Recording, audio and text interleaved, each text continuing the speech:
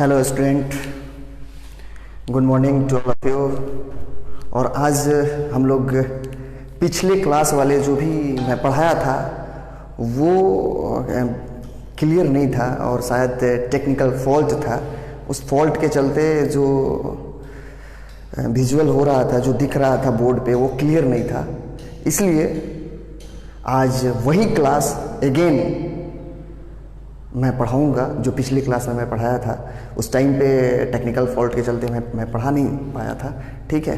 और कमेंट भी ऐसा ही आए थे कि सर वो विजुअल नहीं है, दिख नहीं रहा है, राइट। तो आज हम लोग वही रिजल्टेंट निकालना हम लोग सीखेंगे, ठीक है। तो रिजल्टेंट निकालना सीखेंगे और रिजल्टेंट निकालने के लिए हमने पहले भी एक मेथड बताया था, दैट इज़ ट्रायंगल लॉ से हमने सिखाया था आपको रिजल्टेंट निकालना।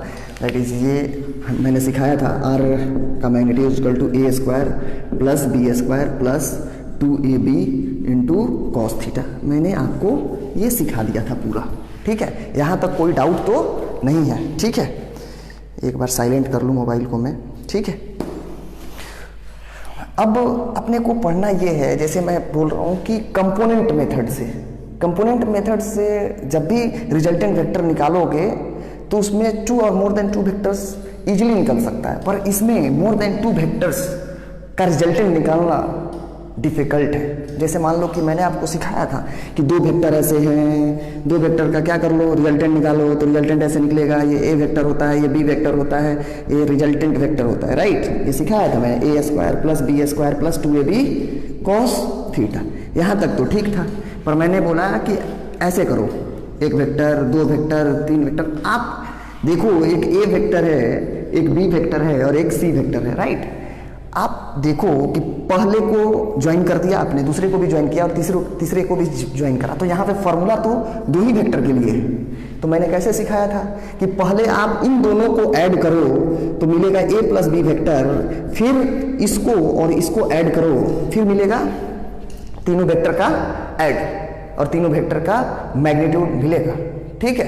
तो ये थोड़ा सा डिफिकल्ट है, ठीक है। बार बार आपको डायरेक्शंस की डिफिकल्टीज आएंगी। जैसे मान लो कि अभी तो आपको पता है कि ये थीटा है, पर इन दोनों का जब रिजल्टेंट निकालोगे तो आपको इनके बीच, इनके और इनके बीच रिजल्टेंट चाहिए, यानी कि ये वाला थीटा चाहिए। तो थोड़ा सा डिफिकल्ट है, पर निकाल सकते हो आप कि ये थीटा कितना होगा, ठीक है। तो बेटर ये होता है, अच्छे क्वेश्चंस उससे बनाए जाते हैं जो कंपोनेंट मेथड है, ठीक है। अभी तक जिनको ट्रायंगल लॉ नहीं आ रहा है, बहुत ज़्यादा सोचने की ज़रूरत नहीं है, आप कंपोनेंट मेथड पे जा सकते हो, ठीक है। और कंपोनेंट मेथड एक्चुअली 2 वेक्टर का भी रिजल्टेंट निकल जाता है उससे, और 2 और मोर देन 2 वेक्टर का भी रिजल्टेंट उससे निकलता है, ठीक है। तो आज हम लोग वही सीखेंगे कि कैसे मोर देन 2 वेक्टर्स और 2 वेक्टर्स का रिजल्टेंट हम लोग निकालेंगे यूजिंग कंपोनेंट मेथड, ठीक है।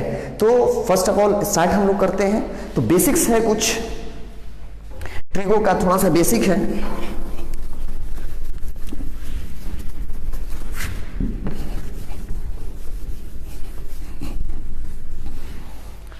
आप देखिए यहाँ पे ट्रिगो का बेसिक आप हाइट एंड डिस्टेंस में जो 10th वाले हैं वो पढ़े होंगे। जैसे मान लीजिए कि ये L है और ये थीटा है। मैं कई बार बताया हूँ, फिर से बता रहा हूँ, क्योंकि सबसे बड़ा कन्फ्यूजन ये है आपके साथ कि आप क्या करोगे। ये L है, ये थीटा है, आपसे पूछा L equal to 10 metre, theta equal to मान लो कि दिया हुआ 30 डिग्री। आपसे पूछा गया कि बताओ इसकी लेंथ क्या होगा। क्या आप बता सकते हो? जो 10th वाले पढ़ रहे हैं, हाइट एंड डिस्टेंस में आप पढ़े होंगे कि इसका लेंथ निकालना है। इसका मतलब है कि अपने को कितना है, साइन थीटा, कॉस थीटा और टेन थीटा। 3 ही वेरिएबल अपने पास है, एक्चुअली 3 है, ठीक है। Sine theta equal to perpendicular upon hypotenuse, base upon hypotenuse और परपेंडिकुलर अपॉन बेस, ठीक है। अब सोचिए कि कितना अननोन है अपने पास। एक थीटा अननोन, एक इसमें अननोन, एक इसमें अननोन, 1, 2 और 3। ईच इक्वेशन हैव 3 अननोन, ठीक है। जितने भी इक्वेशन है, ये पहला इक्वेशन, ये दूसरा इक्वेशन, ये तीसरा इक्वेशन, इन तीनों में आप देखिए 3 अननोन है, यानी कि 2 चीज पता होगा और तीसरा निकालना पड़ेगा, ठीक है। आप सोच कर देखिए कि क्या 2 पता है हमसे। आप हमने आपसे पूछा था कि ये बेस क्या होगा, तो रिलेशन देखिए, बेस निकालने के लिए क्या रिलेशन अप्लाई करेंगे? क्या टेन थीटा अप्लाई कर सकते हैं? सोच कर देखिए, क्या cos theta sine theta apply कर सकते हैं? साइन थीटा अप्लाई करके देखते हैं। साइन थीटा अगर अप्लाई करते हो तो थीटा की वैल्यू रख लोगे, ठीक है, यहां से 30 डिग्री। परपेंडिकुलर नहीं पता है, हाइपोटेनियस पता है, तो निकलेगा क्या? परपेंडिकुलर। पर हमें परपेंडिकुलर नहीं चाहिए, हमें क्या चाहिए? हमें चाहिए बेस। तो बेस के लिए कौन सा फॉर्मूला? कॉस थीटा के पास जाते हैं, तो थीटा पता है, बेस नहीं पता है, और हाइपोटेनस पता है। तो हाइपो जब पता है तो इसका वैल्यू रखोगे थीटा का, हाइपोटेनस का, तो बेस निकलेगा, ठीक है। और बेस निकलेगा तो अपने को बेस ही निकालना था। तो बेस में कौन सा आ रहा है? कॉस थीटा, साइन थीटा, तो कॉस थीटा। टेन थीटा भी अप्लाई करके देख लो। जब टेन थीटा 30 डिग्री, थीटा का वैल्यू 30 डिग्री रखोगे तो दो अननोन आ जाएगा, दोनों में से कोई पता नहीं है, इसलिए टेन थीटा से निकाल भी नहीं सकते। हाँ, ऐसे हो सकता है कि पहले इसको निकाल लें, साइन थीटा से इसको निकाल लें, फिर टेन थीटा से इसको सॉल्व कर लें, ऐसे हो सकता है। पर बेटर ये है कि आप 3 अननोन है, 3 अननोन है, उसमें से देखिए जो फाइंड करना है वो उस इक्वेशन में होना चाहिए, और जो 2 गिवन है वो होना चाहिए, ठीक है। जैसे थीटा कंपलसरी है, थीटा तो रहेगा ही रहेगा, ये कंफर्म है, ठीक है। और नहीं रहता है तो ठीक है, कोई बात नहीं, थीटा पहले निकालेंगे, ठीक है। तो थीटा अगर है तो थीटा तो है ही, तो sine theta, cos theta, tan theta, अब तीनों में से किसी के पास जाओ, ठीक है। उसके बाद सोचो कि हाँ, ये हाइपोटेनस दिया हुआ है, हाइपोटेनस दिया हुआ है, तो हाइपोटेनस दिया है, इसका मतलब है कि 2 में हाइपोटेनस है, किसमें किसमें? साइन और कॉस में, यानी कि यही दोनों काम का है। अब आपसे क्या पूछा जा सकता है? आपसे पूछा जा सकता है या तो बेस निकालिए या तो परपेंडिकुलर निकालिए, यही पूछा जाता है। और यही अपन 10th में भी पढ़े थे हाइट एंड डिस्टेंस वाले चैप्टर में, शायद आपको याद आ रहा होगा, ठीक है। तो वहां पे ये होता था कि इतना हाइट है, ठीक है, ये वॉल का हाइट होता था, ये आप स्टेयर लगाते थे, सीढ़ी लगाते थे, और सीढ़ी लगाते थे, पूछा जाता था कि ये इतना मीटर का सीढ़ी, कितना मीटर का सीढ़ी चाहिए, अगर इसका हाइट इतना है, एंगल इतना, 30 डिग्री पे सीढ़ी लगाया जा रहा हो। तो ये सब क्वेश्चंस वहां पे हम लोग किए हुए थे। पर यहाँ पे देखिए हम बेस निकाल रहे हैं, तो बेस का कितना आ जाएगा? Cos theta equal to base upon hypotenuse. तो बेस इक्वल टू हो जाएगा हाइपोटेनस इंटू कॉस थीटा। अब देखिए, आज के अभी के बाद से मैं जब भी ये बेस आएगा, ठीक है ना, ये बेस आएगा, थीटा से जो कनेक्ट होता है, तो एक बेस होता है और एक हाइपोटेनस होता है, ठीक है। और थीटा के सामने वाला क्या होता है? Perpendicular, right. तो इसमें भी कोई कंफ्यूजन है तो आप बताना, ठीक है। बाकी आपको पता होगा कि थीटा के सामने वाले को परपेंडिकुलर बोला जाता है, और थीटा के साथ जो रहते हैं 2 एंगल, एक क्या है? हाइपोटेनस है, और दूसरा बेस है, ठीक है। तो base equal to hypotenuse into cos theta. और मैं बार बार, ठीक है, इस वेक्टर में मैं डायरेक्ट लिखूंगा एल कॉस थीटा, जैसे ये एल है तो ऐसे लिखूंगा L cos theta equal to base. Base की जगह पर मैं यही लिखूंगा एल कॉस थीटा, राइट। तो ये मत पूछना कि सर एल कॉस थीटा कैसे आ रहा है, ठीक है, क्योंकि मैं यहाँ पे पढ़ा चुका हूं। और जब भी मैं लिखूंगा उधर वेक्टर में, कंपोनेंट मेथड में, तो बिल्कुल भी आपको समझना होगा कि वो एल कोस थीटा कैसे आया है, ठीक है। वो यहां से ट्रिगो से आया है, सर भी पढ़ाए होंगे ट्रिगो, राइट। वैसा ही जब इसको लिखा जाए तो क्या लिखा जाए? तो साइन थीटा इक्वल टू, बताओ, sine theta equal to L नहीं, परपेंडिकुलर अपॉन एल। एल क्या है? एल ये, एल ये हाइपोटेनस, परपेंडिकुलर ये, यानी कि perpendicular equal to L sine theta. अब मैं बोल रहा हूं कि मैं बार बार यही लिखूंगा, बेस इक्वल टू कितना? एल कॉस थीटा, और perpendicular equal to L sine theta, ठीक है। मैं बार बार ये लिखूंगा, मैं इसलिए पढ़ा रहा हूं क्योंकि 10th वाले बच्चे जो हैं वो बैठे हुए हैं, देख रहे हैं, और देखते हैं यूट्यूब पे भी देखते हैं हमें, ठीक है ना। तो आपको ये चीज समझ में आना चाहिए। बाकी मैं बार बार भी पढ़ाया, पिछली क्लासों में शायद बताया था, मैं उसकी पिछली क्लासों में भी बताया था, ठीक है, आज भी बता रहा हूं। पर शायद आज के बाद से मैं बहुत कम आऊँगा इस टाइप का क्वेश्चंस लेकर, इस टाइप का कंसेप्ट लेकर, क्योंकि ये ऑलरेडी बताया जा चुका है। 10th में पढ़े थे, रवि सर पढ़ाए हुए हैं बेसिक मैथमेटिक्स में, मैं भी अभी पढ़ाया हूँ, ठीक है। और पिछली क्लासों में 2 क्लासों में मैं पढ़ाया हूँ, पर वहाँ पे थोड़ा कम पढ़ाया था, पर आज मैं सोचा कि पूरा ही पढ़ा दूँ, ठीक है। नोट करना है या मिटाओ? समझ में आया होगा तो नोट करने की जरूरत आई थिंक नहीं है, ठीक है। बाकी अगर समझ में आया है तो ठीक है, नहीं आया है तो कमेंट में बताना आप लोग, ठीक है। फिर से इसको इस पे काम किया जाएगा, क्योंकि ये मोस्ट इंपॉर्टेंट है। ये नहीं आएगा तो अपन कंपोनेंट तोड़ नहीं सकते, कंपोनेंट नहीं तोड़ सकते तो वेक्टर नहीं आएगा, और वेक्टर नहीं आएगा तो फिर आपको मोशन कैसे आएगा, उसके पास एनएलएम कैसे आएगा। सारा वेक्टर का कमाल है, और कंपोनेंट का तो पूरा कमाल है। पूरा फिजिक्स कंपोनेंट पे टिका हुआ है, मैकेनिक्स पूरा कंपोनेंट पे टिका हुआ है। हर चीज़ बातें होंगी, कंपोनेंट टूटेगा, फोर्स की बातें होंगी, कंपोनेंट तोड़ना पड़ेगा। ठीक है, नोट करिए, नहीं तो स्क्रीनशॉट ले लीजिए, स्क्रीनशॉट ले ले कोई तो।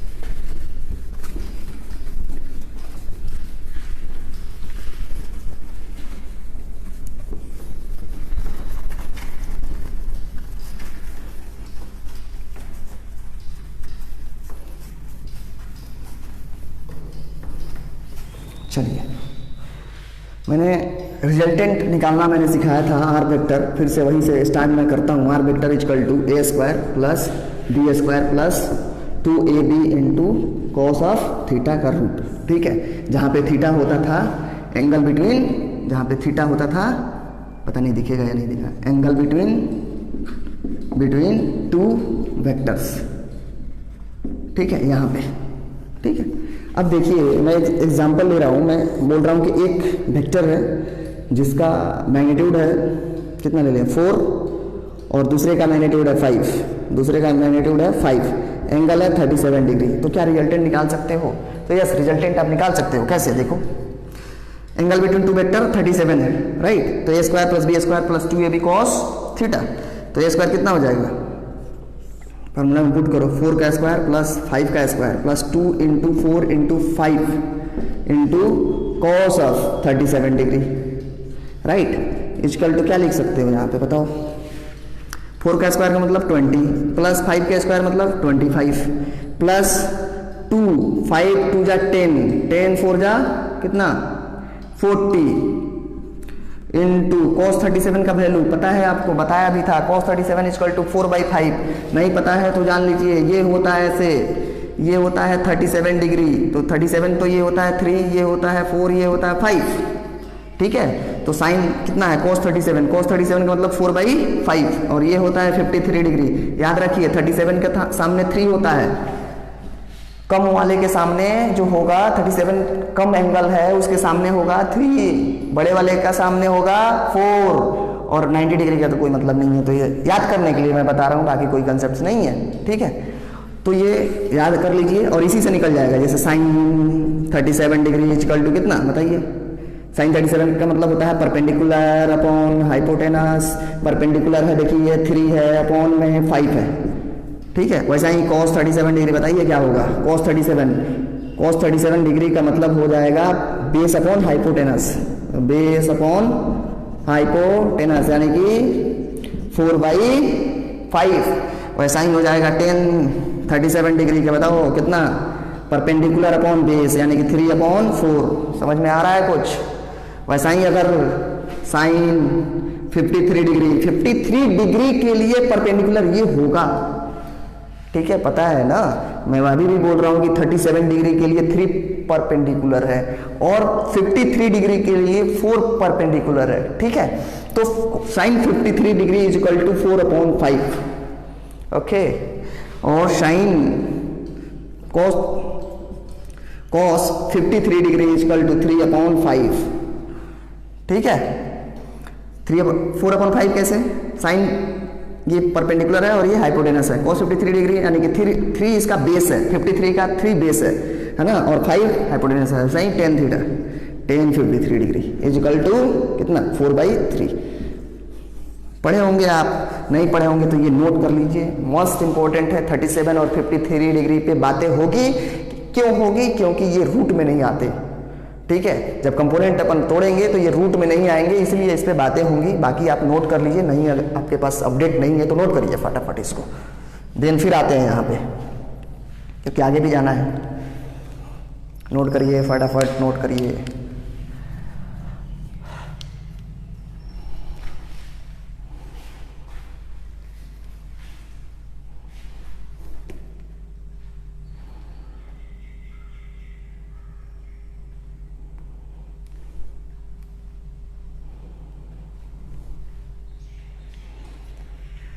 स्टूडेंट।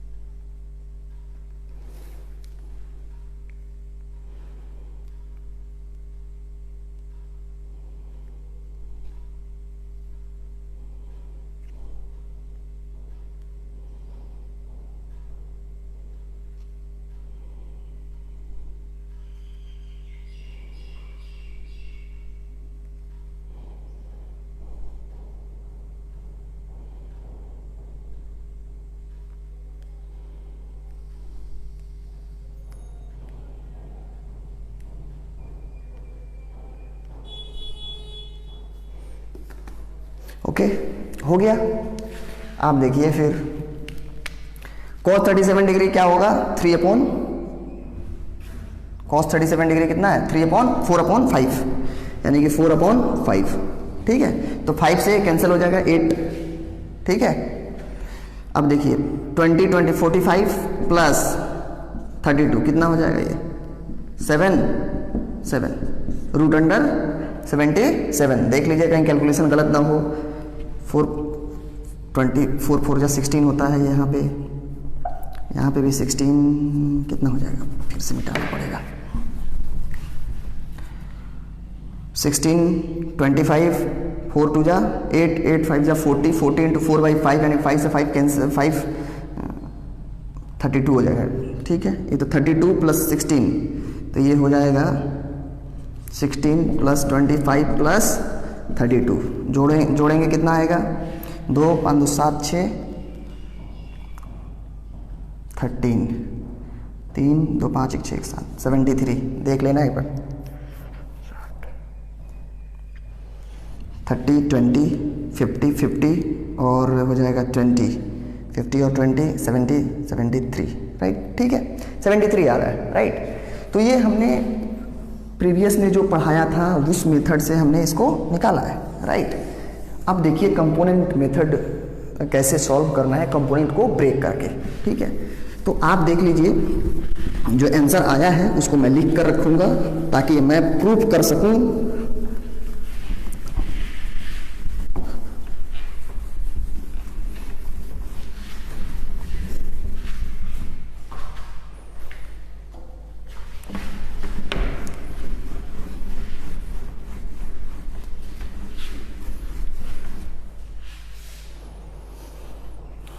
ये जो आंसर लाया हूं वो मैं लिख के रखूंगा, बाकी सारा मिटा दूंगा। ठीक है, और देखना आप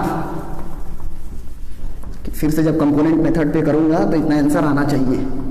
ठीक है, तो प्रूफ हो जाएगा कि हम ठीक है। ये हो जाएगा, इसका आंसर है ऐसे। ये 4 था, दिख रहा है ना सबको, ये 5 था, ये 4 था, 37 डिग्री था और इसका रिजल्टेंट आ रहा था रूट अंडर 73 यहाँ तक। ठीक है, अब रिजल्टेंट फाइंड करना है और हेडिंग भी लिखना है। तो how to find resultant magnitude of resultant vector या resultant vector using component method. ठीक है, आपको निकालना है कि रिजल्टेंट कैसे फाइंड करेंगे कंपोनेंट मेथड से। ठीक है, तो आप देखिए होता क्या है कंपोनेंट मेथड में, क्या होता है, होता ये है कि दो वेक्टर, ऐसे कोई भी वेक्टर ले लीजिए, दो वेक्टर, जैसे मान लीजिए कोई वेक्टर लीजिए, दो वेक्टर। ठीक है, सबसे पहले स्टेप फर्स्ट में क्या करना है कि जो दो वेक्टर कोई सा भी कैसे भी वेक्टर हो सकता है, ऐसा वेक्टर, ऐसा वेक्टर ए वेक्टर और बी वेक्टर, ठीक है, ऐसे सी वेक्टर, ठीक है, इन सबको आप शिफ्ट करेंगे कहां पे, एक्स और वाई एक्सिस के ओरिजिन पे। तो कैसे शिफ्ट करेंगे, शिफ्टिंग देखना है। कुछ मान लो ये 37 दिया है, मान लो ये ऐसे 53 डिग्री दिया है, ठीक है।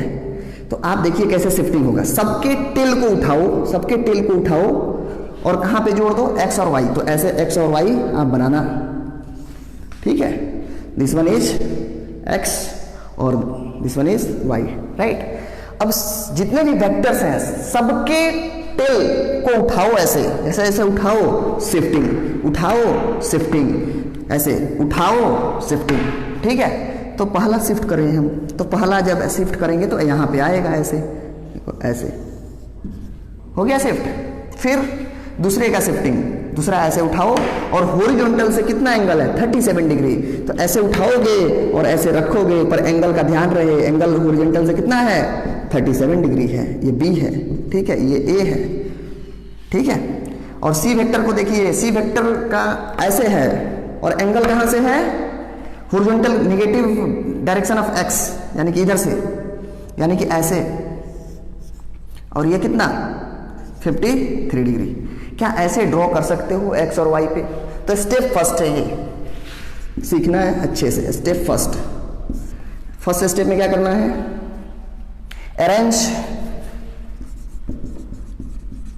अरेंज ऑल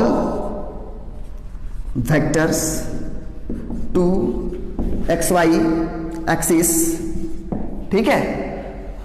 पहला स्टेप फर्स्ट है, ठीक है। और दूसरा join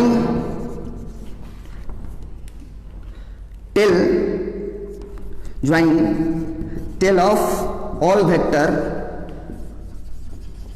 to origin of x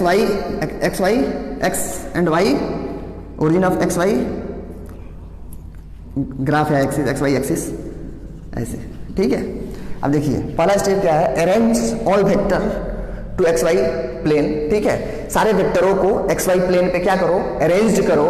then after join करो टेल को कहां पे, X to origin of X Y axis, X Y axis के ओरिजिन पे जितने भी वेक्टर हैं सारे वेक्टर के टेल को अरेंज करो। पहला स्टेप है ये, ठीक है। फिर से एक बार, जितने भी वेक्टर हो आप क्या करना है, सारे वेक्टर हैं ये, जितने भी वेक्टर हो इन सबको कहां पे अरेंज करना है, एक्स वाई एक्सिस पे, और एक्स और वाई एक्सिस के ओरिजिन पे सब वेक्टरों के टेल को ज्वाइन करो। और ज्वाइन करने का तरीका बताया गया है कि कभी भी इसका ओरिएंटेशन चेंज नहीं होना चाहिए, ठीक है। जैसा है उठाओ शिफ्ट करो, जैसा है उठाओ और शिफ्ट करो, ठीक है। जैसा है उठाओ और शिफ्ट करो, ऐसा ही करना है आपको। लिखा जाए इसको एक बार, क्योंकि स्टेप थोड़ा सा और भी आगे है। लिखिए, फटाफट लिखिए। यहां पे कर सकता हूं क्या, नहीं, लिखिए।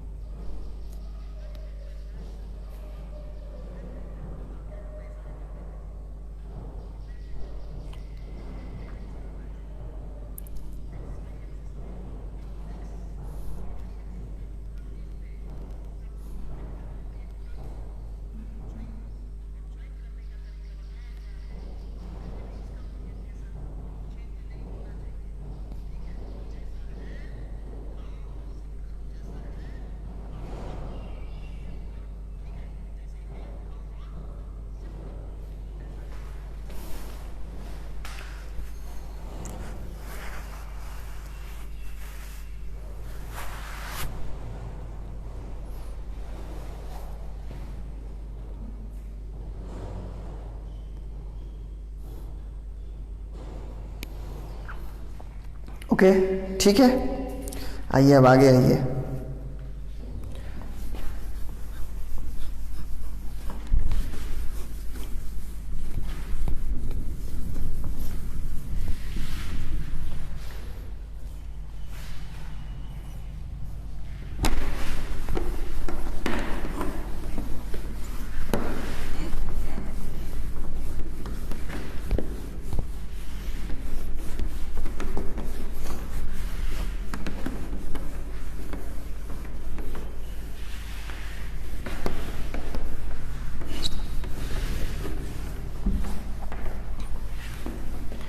स्टेप दूसरा क्या है, सेकेंड स्टेप में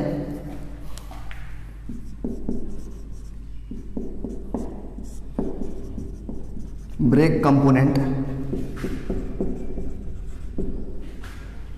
ठीक है, on X and Y axis. जो भी कंपोनेंट आपने लिखा है ऐसे, ठीक है, इन सबको किस पे ब्रेक कर लो। ये था बी वेक्टर और ये था ए वेक्टर, ऐसे ये बी था और दिस वन इज सी था। ये 37 डिग्री था और ये 53 डिग्री था, ठीक है, ये सी था। आपको क्या करना है, करना ये है कि सबको ब्रेक करना है। ब्रेक करने का मतलब है कि इसका ऐसे एक ट्रायंगल बन जाएगा, ठीक है, और बी का जैसे सबको एक्स और वाई पे तोड़ दो, तो ये एक्स एक्सिस है और ये वाई एक्सिस है, ठीक है। तो इसको जब तोड़ोगे तो एक कंपोनेंट इस एक्स पे आएगा और दूसरा कंपोनेंट वाई पे आएगा। देखो, इसका एक कंपोनेंट एक्स पे आएगा, दूसरा वाई पे। क्यों? एक ऐसे आएगा और एक ऐसे आएगा, तभी ट्रायंगल बनेगा। इसको तोड़ोगे तो एक इस पे आएगा, यानी कि एक ऐसे आएगा और एक ऐसे आएगा, यानी कि एक ऐसे और एक ऐसे, ठीक है। तो तोड़ना स्टार्ट करो। जैसे बी है तो इधर लिखोगे तो क्या आएगा, नीचे आ जाएगा बी, ये 37 है, ये कोस थीटा वाला। तो मैं बोला था ना एल कोस थीटा कहाँ पे लिखना है, बेस पे। मैं पहले बोला था, तो बी कोस थीटा बेस पे लिखा हमने, और इस पे क्या लिखूंगा, ऐसे एक बी साइन थीटा। अब इसको भी शिफ्ट कर दूंगा कहाँ पे, इस लाइन पे, ठीक है। फिर इसको इधर क्या लिखूंगा, इसको इधर सी कोस थीटा की जगह पे 37 लिखे तो बेटर होगा ना, 37 डिग्री। यहाँ पे सी कोस 53 डिग्री, और ऊपर क्या होगा, ऐसे सी साइन 37 डिग्री। अब सबको फिर से एक बार फिगर बनाया जाए। जब फिगर बनाओगे तो क्या मिलेगा, देखो, जब फिगर मैं इधर से हो जाता हूं, जब फिगर बनाओगे तो क्या मिलेगा, ऐसे मिलेगा तुमको। इधर मिलेगा एक वेक्टर ए और दूसरा मिलेगा बी cos 37, दूसरा मिलेगा बी cos 37, और ये वेक्टर खत्म हो चुका है अब, क्योंकि इसका कंपोनेंट हमने y और x पे ले चुका हूं, ठीक है। तो यहां पे बचेगा कितना, ये वाला शिफ्ट करोगे, ये वाला ऐसे नहीं रहेगा, ये वाला यहाँ पे कर दो, क्योंकि सबका टेल मिलाना है। तो एक एक वेक्टर बनाए थे ट्रायंगल बनाने के लिए, तो ये वाला वेक्टर कहाँ पे चला जाएगा, ओरिजिन पे। तो ओरिजिन पे जाएगा तो कितना है, बी साइन 37 डिग्री, ठीक है। वैसा ही इधर क्या आएगा, इधर सी कॉस 37 डिग्री, सॉरी 37 नहीं है वहां पे, सी कॉस 53 डिग्री, ठीक है। वैसा ही ऊपर क्या आएगा, क्योंकि इधर आएगा सी साइन 37, वही वाई एक्सिस पे आ रहा है, यानी कि यहां पे आएगा सी साइन 37 डिग्री, ठीक है। जब इतना हो जाए तो स्टेप 3 में आ जाओ, ठीक है, स्टेप 3, ठीक है।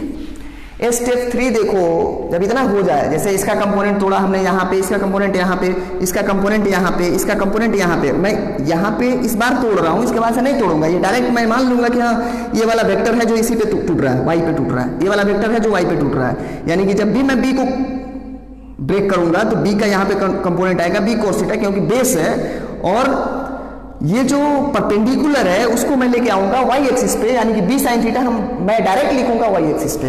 वैसा ही सी का कंपोनेंट ब्रेक करूंगा तो बेस पे लेके आऊंगा सी कोस 53 डिग्री, और इस वाई एक्सिस पे लेके जाऊंगा सी साइन 53 डिग्री, ठीक है। तो यहां तक हमने कर दिया है। बाकी अब देखिए स्टेप 3 में क्या करना है, ऐड, ठीक है, A vector, add all vector in same axis, या सेम एक्सिस, जो सेम एक्सिस में वेक्टर है उसको ऐड करो, यानी कि add all vectors which is in X axis, ठीक है, जो एक्स एक्सिस में उसको सारे को ऐड करो, पॉजिटिव एक्स एक्सिस में, ऐसे लिखो, add all vectors which is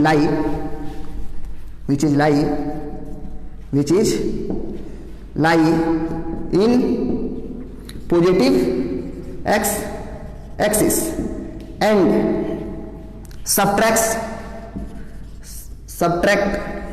subtract in negative x axis, ठीक है। यानी कि इसका कहने का मतलब है इस स्टेप का कि जो एक्स एक्सिस में है वेक्टर्स उन सबको ऐड करो, यानी कि जैसे a plus B cos 37 degree add करना है, और माइनस किसको करो, निगेटिव एक्स एक्सिस को माइनस करो, और फिर से फिगर बनाओ। फिगर बनाए, फिर से स्टेप 3 का फिगर बनेगा ऐसे, देखो यहां पे, तो इसको क्या लिखोगे, b plus B cos 37 degree, ठीक है, ऐसे, राइट। माइनस, इसमें माइनस लिख लो, माइनस इधर वाला c cos 53 डिग्री दिख रहा है ना, तो ऐसे करोगे तुम, ठीक है, ऐसे ये वाला वेक्टर का वैल्यू लिखोगे, केवल x की तरफ वैल्यू लिखोगे a plus B cos 37 degree minus c cos 53 degree.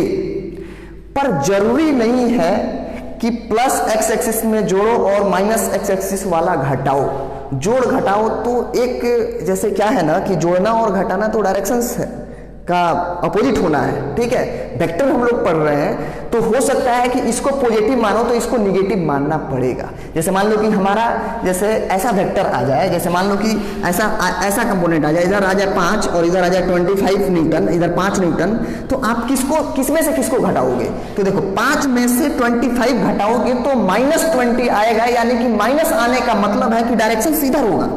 वरना आप डायरेक्ट क्या करना कि 25 माइनस 5 करोगे तो 20 आएगा और डायरेक्शंस भी इधर ही लोगे, ठीक है।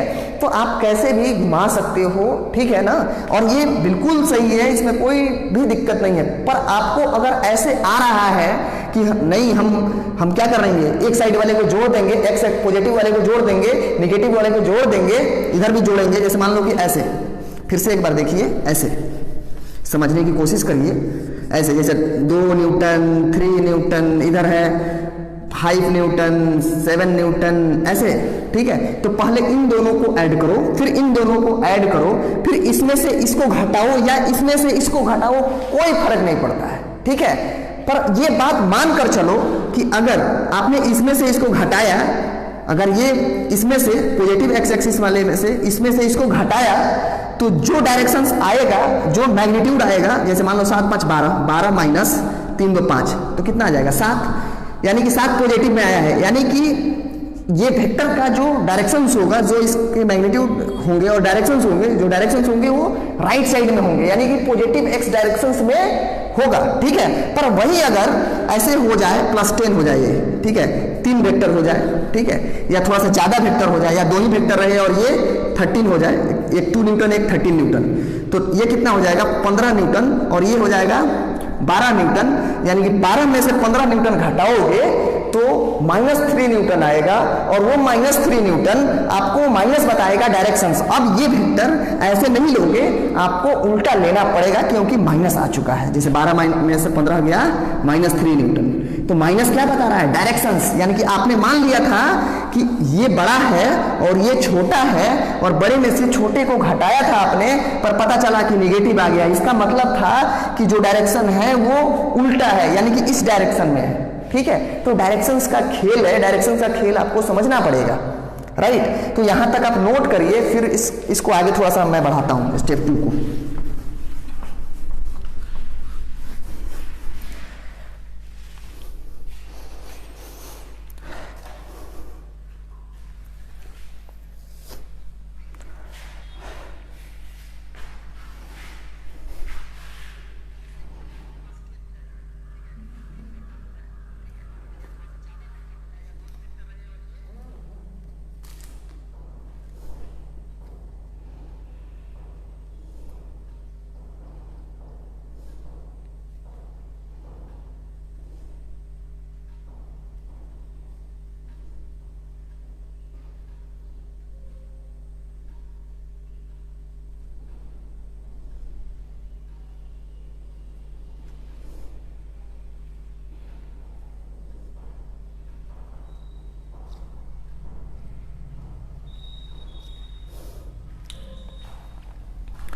ओके, थोड़ा सा आगे बढ़े तो सेकंड स्टेप का पार्ट की जरूरत है, ये वाला मैं मिटाऊंगा। जो सेकंड स्टेप था, थर्ड स्टेप था, उसी में है आगे, ये तो एक्स एक्सिस में है। फिर ठीक है, स्टेप 4 है, या 4 ले लेते हैं हम। Add all vectors which is lie in positive y directions and subtract in negative y directions.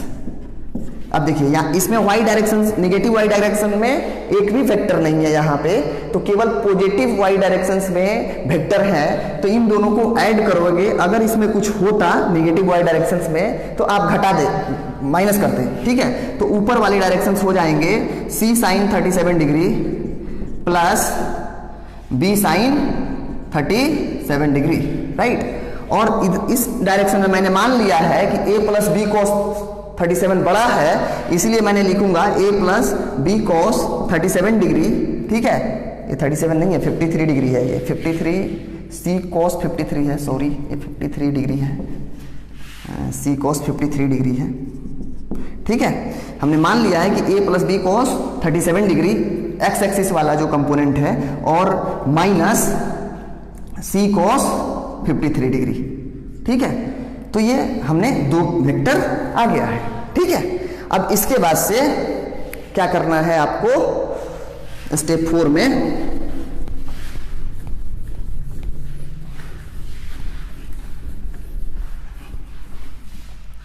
Step 4 में क्या करना है कि अब जैसे आपको पता है कि दो वेक्टर हैं, अब ये ऐड कर दोगे तो कुछ ना कुछ आ जाएगा। जैसे मान लो इसको, ये टोटल ऐड करके x आ गया, और ये टोटल करके या p आ गया, और ये टोटल ऐड करके q आ गया, तो यानी कि ये p हुआ, ये q हुआ, इन दोनों के बीच का एंगल 90 डिग्री है। अब फिर से वही रिजल्टेंट वेक्टर निकाल दोगे, कैसे निकलेगा, p का स्क्वायर प्लस q का square plus 2 into P into Q into cos of 90 degree. आपको पता है cos 90 डिग्री इक्वल टू कितना होता है, तो 0 होता है। तो ये पूरा टर्म्स 0 हो गया, राइट। और 0 हुआ तो क्या बच गया, P square plus Q square का रूट, यानी कि रिजल्टेंट वेक्टर आपका निकला है root under P square plus Q square answer. और पी और क्यू का वैल्यू ये है दोनों, आपको लेट इसको मान लिया क्यू और इसको मान लिया है पी, तो ये आंसर आपका मिला। तो ये है कंपोनेंट मेथड से रिजल्टेंट निकालना। इतना स्टेप आपको आना पड़ेगा, ठीक है। तो पहले स्टेप में क्या था, पहले स्टेप में था कि सारे वेक्टरों के जो हेड हैं वो एक्स और वाई एक्सिस के ओरिजिन पे नहीं, सारे वेक्टरों के जो हेड हैं, सारे वेक्टरों के जो टेल हैं, वो सारे वेक्टर के जो टेल हैं वो सारे एक्स वाई एक्सिस के ओरिजिन पे मिलाएं, ठीक है। मिलाने के बाद से, ठीक है, कंपोनेंट ब्रेक करें, वो कंपोनेंट एक्स और वाई एक्सिस में ब्रेक होगा, ठीक है। जो बेस की तरफ होगा उसके तरफ cos थीटा आएगा, जो परपेंडिकुलर की तरफ होगा वो sin थीटा आएगा। आफ्टर ब्रेक उसके बाद से क्या करना है, ब्रेक करने के बाद से क्या करना है कि स्टेप 3 पे आना है। 3 पे क्या बोलता है कि अगर पॉजिटिव एक्स एक्सिस में वेक्टर्स हैं, ठीक है, तो उनको क्या करना है, ऐड कर देना है, ठीक है, और निगेटिव वाले को माइनस कर देना है, राइट। वैसा ही y एक्सिस में पॉजिटिव वाले डायरेक्शंस के जो हैं उसको ऐड करना है और निगेटिव वाले को माइनस कर देना है। अब रही बात कि फिर क्या करना है, उसके बाद से ऐसे लिखना है, लिखने के बाद से फिर इसको p और q मान लेना है। अब मान लेना है कि अब सारा वेक्टर्स, ये दो ही वेक्टर्स हैं, और एक ये वेक्टर्स हैं और एक ये वेक्टर्स हैं, इन दोनों का रिजल्टेंट निकालने के लिए ऐसे r vector p square plus Q square plus 2ab cos theta से फाइंड हो जाएगा, ठीक है। नोट करिए, बहुत इंपॉर्टेंट है आपको सीखना। अगर जो भी स्टूडेंट बीच से देख रहे हैं वो YouTube पे फॉलो करें, ठीक है, और उस YouTube पे ये वीडियो मिलेगा आपको, ठीक है। वहाँ से आप पूरी वीडियोस को सही से एनालाइज करें, सही से देखें, ठीक है, तब ये सीख पाएंगे और ये सीखना इतना मस्ट है कि हर चैप्टर को ये ऐड करेगा, ठीक है, तो इससे बचना मुश्किल है, राइट। फटाफट लिखिए इसको।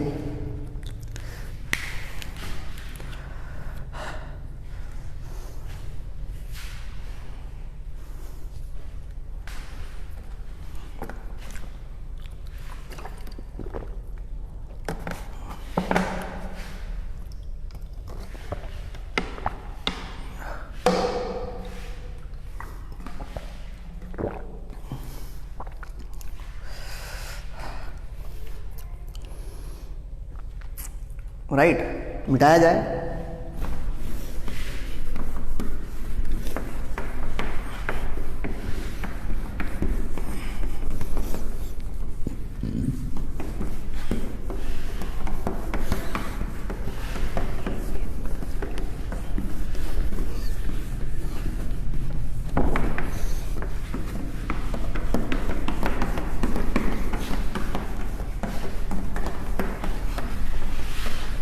अब देखिए,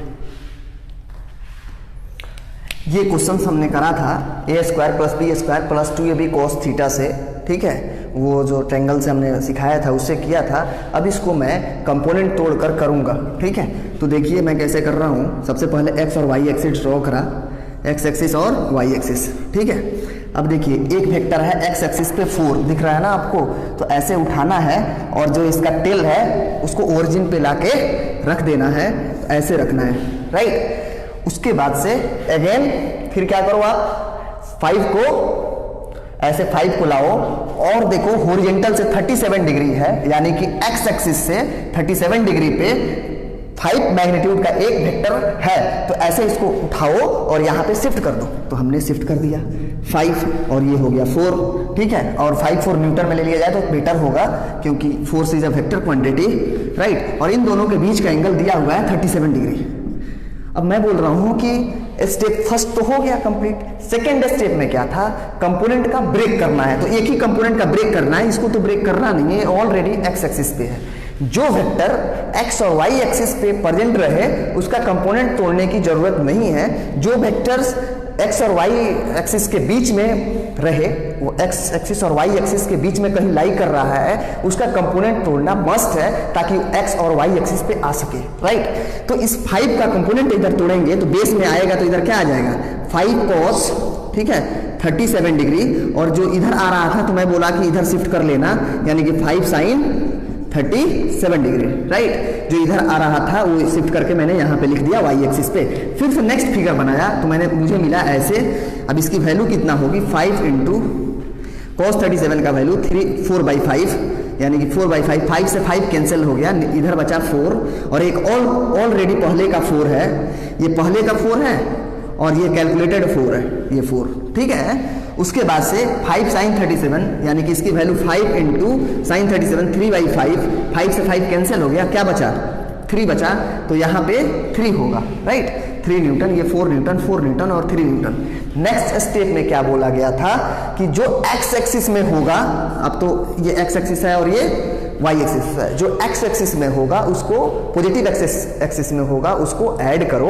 तो 4 और 4 न्यूटन को ऐड करोगे तो आपको मिलेगा, यहाँ पे फिर से फिगर बनाएंगे हम, 8 न्यूटन। और माइनस करो किसको, माइनस इधर वाले वेक्टर को, तो इधर में कोई वेक्टर नहीं है, यानी कि 0 माइनस होगा, और 0 माइनस होगा तो 8 - 0 = 8 होता है, राइट। वैसा ही 3 न्यूटन ऊपर है और नीचे कुछ भी नहीं है, यानी कि फिर 3 न्यूटन ऊपर हो जाएगा, ठीक है।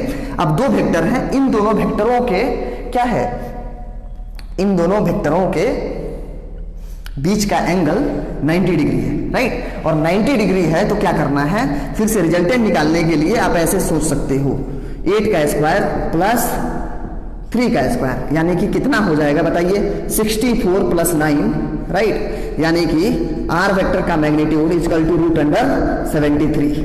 देखिए क्या 73 यहां पे भी आया था और 73 वहां पे भी आया है, पर बेटर है कि कंपोनेंट तोड़ कर करा जाए। इसका रीजन ये है कि ये 2 वेक्टर आएगा तो भी आपका रिजल्टेंट आएगा, 3 आएगा तो भी आएगा, 5 आएगा तो भी आएगा, 6 आएगा तो भी होगा, 20 आएगा तो भी होगा। कंपोनेंट तोड़ते जाना है, जोड़ते जाना है और घटाते जाना है, माइनस करिए और प्लस करिए आफ्टर देन, ठीक है, 2 वेक्टर बच जाएगा, उन 2 वेक्टरों का रिजल्टेंट निकाल सकते हैं। ठीक है, तो ये मस्ट है, ये सीखना बहुत जरूरी है। जैसे इसको निकाले थे, ठीक है, वैसे भी बना सकते हैं, पर वो थोड़ा सा डिफिकल्ट होता है। डिफिकल्ट का मतलब है कि 2 वेक्टर जहां पे है वहां पे तो इजी है, कोई दिक्कत नहीं है, मैं फिर बोल रहा हूं, बट मोर देन 2 वेक्टर्स जहां पे होता है वहां पे कंपोनेंट मेथड इजी होता है। ठीक है, तो आप ऐसे इसको सीखिए, राइट। तो क्या मैं समझा पाया इसको? ठीक है, और पीछे मैंने होमवर्क भी दिया था पिछली क्लासों में। होमवर्क में मैंने बोला था कि एससी वर्मा नहीं हो तो आप पीडीएफ डाउनलोड करिए, वरना आप कमेंट करिए, ठीक है, कि एससी वर्मा का सर पीडीएफ चाहिए, तो हम लोग प्रोवाइड करेंगे, राइट। तो एससी वर्मा का वेक्टर चैप्टर है, तो वेक्टर में से क्या करना है आपको, कौन कौन से क्वेश्चंस मैं कल दिया था उसको फिर से मैं लिखता हूं, नेक्स्ट क्लास में डिस्कशन भी होगा। ठीक है,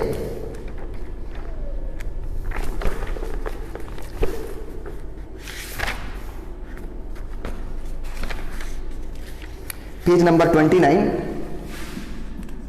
पेज नंबर 29, ठीक है, और क्वेश्चंस नंबर है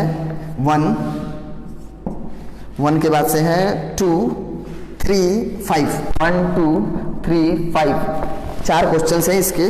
ठीक है, आप ट्राई करेंगे एक बार, राइट।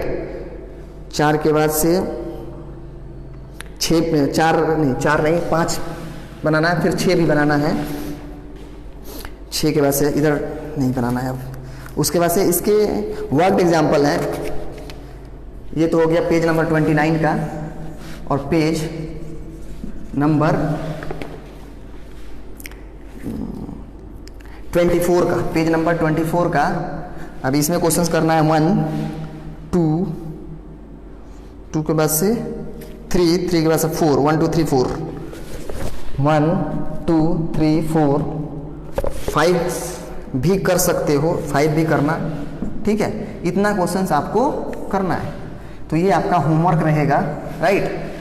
तो कल इसके बारे में थोड़ा बहुत डिस्कशन भी करेंगे, और इसके डायरेक्शंस निकालना मैं कल इसमें सिखाऊंगा कि डायरेक्शंस कैसे निकालते हैं, रिजल्टेंट वेक्टर की डायरेक्शंस कैसे निकलेगा, क्योंकि वहाँ पे एंगल जो होगा, रिजल्टेंट वेक्टर का जो एंगल होगा वो ए वेक्टर से या बी वेक्टर से या सी वेक्टर से कितने का एंगल होगा, ये मैं नेक्स्ट क्लास में आपको सिखाऊंगा।